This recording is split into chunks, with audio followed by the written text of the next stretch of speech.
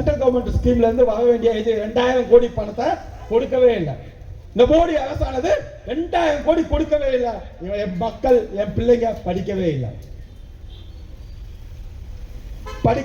இப்படிப்பட்ட ஆட்சி நமக்கு தேவையா? இப்படிப்பட்ட ஆட்சி தேவையா? ஆம் ஆத்மி கட்சி இப்ப களத்துல இருக்கு. ஆம் ஆத்மி கட்சி மந்தவெளியில இருக்கு. ஆம் ஆத்மி கட்சி மயிலாப்பூர்ல இருக்கு. ஆம் ஆத்மி கட்சி சென்னையில இருக்கு. ஆம் ஆத்மி கட்சி தமிழ்நாட்டுல இருக்கு.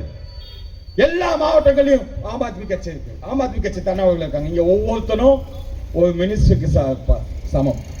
ஒரு மினிஸ்டருக்கு ஒரு இலாக்கா இருக்குன்னா அந்த அளவுக்கு சமமானவர்கள். அவங்க கிட்ட பவர் இருக்குன்னா எங்க ஆளுங்கிட்ட பெண்ணு இருக்கு.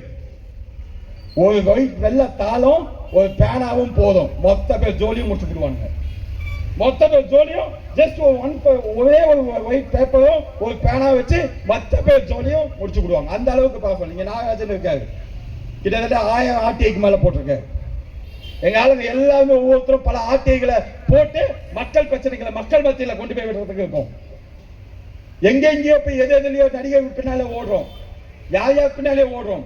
அரசியல்னா என்னன்னு தெரிஞ்ச, அரசியல் கலல் புரிஞ்ச, அரசியல் தான் இதுதான் என்று தெரிஞ்ச உங்கள் மத்தியில நாங்க இருக்கோம். எங்க கிட்ட வாங்க.